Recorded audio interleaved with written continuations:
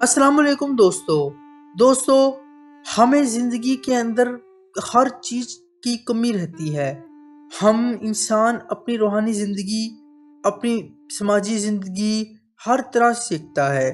کوئی کسی کی تلاش میں ہوتا ہے، محبت کی تلاش میں، عاجزی کی طرح میں، صوفیانہ حکمت کی تلاش میں رہتا ہے۔ دوستو ایک واقعہ آج ہم حضرت بابا بلے شاہ رحمۃ اللہ علیہ کی زندگی کے اس حصے سے متعلق ہے جب وہ اپنی روحانی مرشد حضرت شاہ عنایت قادری رحمۃ اللہ کی تلاش میں نکلے تھے۔ دوستو ان کا پہلا مرحلہ کیا تھا؟ دوستو بابا بلے شاہ ایک علمی گھرانے میں پیدا ہوئے۔ آپ کے والد ایک عالم دین تھے اور بلے شاہ نے قرآن، حدیث، فقہ اور دیگر دینی علوم بھی مہارت حاصل کی، لیکن اس کے باوجود ان کے دل میں ایک خلا محسوس ہوتا تھا۔ وہ اندرونی بے چینی کا شکار تھے۔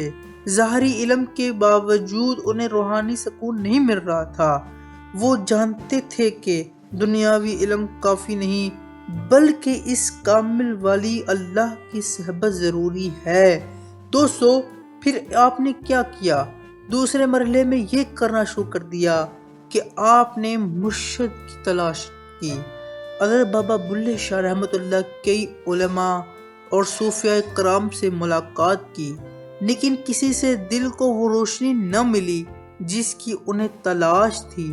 پھر ایک دن کسی نے انہیں حضرت شاہ عنایت قادری رحمۃ اللہ علیہ کا ذکر کیا، ان کے بارے میں ان کو بتایا۔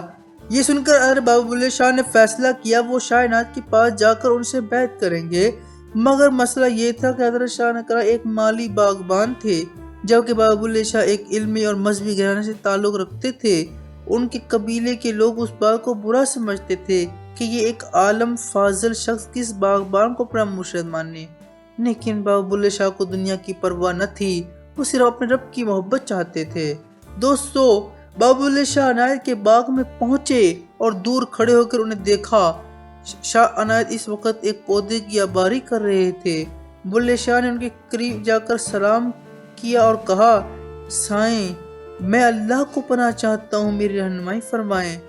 حضرت شاہ عنایت نے ان کی طرف دیکھا اور مسکرا کر کہا، اللہ کو پانا ہے تو پھر یہ کرنا ہوگا جو میں کہوں۔ بابا بلے شاہ نے فوراً حامی بھر لی۔ دوستو وہ آزمائش کے لیے تیار ہو گئے۔ دوستو شاہ عنایت اللہ نے بابا بلے شاہ کو مختلف باغبانی کے کام سونپ دیے اور کبھی درختوں کو پانی دیتے، کبھی پودے لگاتے اور کبھی جھاڑیاں تراشتے۔ یہ دیکھ کر کئی لوگوں نے طنزیہ یہ کہا، یہ ایک عالم دین ہو کر باغبانی کر رہے ہو، لیکن بلے شاہ نے ان باتوں کی پرواہ نہ تھی۔ ان کے لیے سب سے بڑی دولت ان کے مرشد کی رضا تھی۔ دوستو کیا ہوا؟ کئی مہینے گزر گئے۔ ایک دن بابا بلے شاہ نے اپنے مرشد سے دوبارہ درخواست کی کہ انہیں معرفت کی راہ پر مکمل داخل کر لیا جائے، تو شاہ عنایت اللہ نے مسکرا کر کہا، بلیا تو پہلے ہی منزل پر پہنچ چکا ہے، تجھے اور کیا چاہیے؟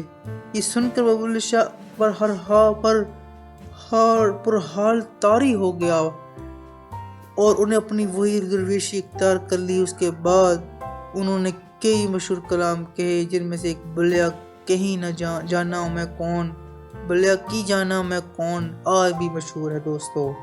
دوستو بلے شاہ کے خاندان اور قبیلے کے لوگ اس بات پر ناراض ہو گئے کہ وہ ایک باغبان کے مرید بن گئے۔ کئی لوگوں نے ان کی قائل کرنے کی کوشش کی کہ وہ اپنا راستہ بدل لے، مگر وہ ثابت قدم رہے۔ دوستو بابا بلے شاہ نے اس وقت کہا، جے رب ملدا نہاتے دھوتے، رب ملدا گندیاں نالیاں۔ ہاں یہ بات تو بالکل درست ہے، اگر اللہ نہانے دھونے سے ملتا تو پھر تالابوں میں نہانے والے کو ہی ولی ہوتے، کیونکہ حقیقت یہ ہے اللہ کا قرب دل کی کئی صفائیوں سے ملتا ہے۔ دوستو یہ عشق کی حقیقی کی کسی ظاہر فرق یا دنیا حسیت کو نہیں دیکھتا۔ حضرت بابا بلے شاہ رحمۃ اللہ نے ثابت کیا کہ روحانی کامیابی صرف عاجزی اور عشق میں ہے، نہ کہ علم یا رتبے میں۔ یہی وجہ ہے کہ آج بھی ان کا کلام زندہ ہے، دنیا بھر میں صوفیاء ان کے ماننے والے ان سے محبت کرتے ہیں۔ دوستو یہاں تک تھی ہماری ویڈیو، اچھی لگے تو چینل کو ضرور سبسکرائب کریں، لائک کریں، شیئر کریں۔ Thank you very much. اللہ حافظ۔